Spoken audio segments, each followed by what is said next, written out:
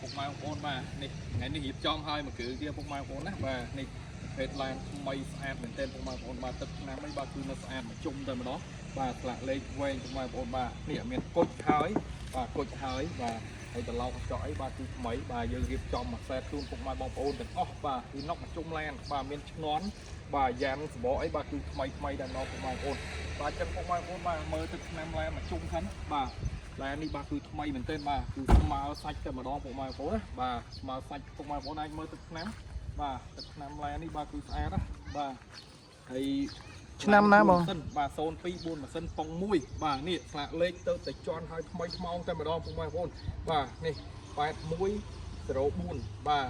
ចឹងពុកម៉ែបងប្អូនដែលតម្រូវការប្រភេទ Highlander 4ម៉ាស៊ីនមកមើលមកបាទទីតាំងនៅចោមចៅពុកម៉ែបងប្អូនបាទនៅចោមចៅចឹង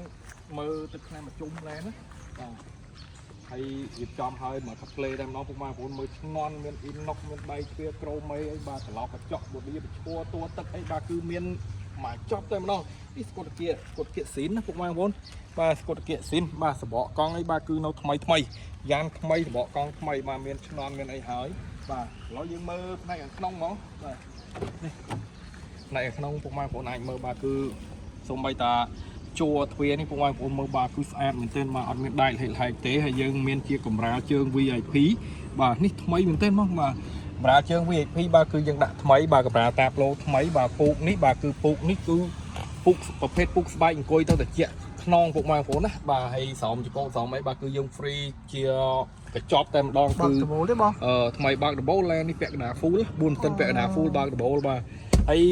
ទិញឡាននេះយើង free ចូល20 20កញ្ចប់បាទចិត្ត20កញ្ចប់យើងគិតមើលអ៊ីណុកគុជឆ្ងន់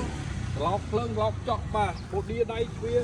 បាទកម្រាល VIP កម្រាលតាប្លូស្រោមចង្កូតបាទគឺ free អស់ហើយណាបាទអញ្ចឹងពុកម៉ែបងប្អូនកុំឲ្យឱកាសនេះត្រឡប់ផងទៅណាបាទហើយលើ02 4ម៉ាស៊ីនប៉ុង1តម្លៃវិញពុកម៉ែបងប្អូន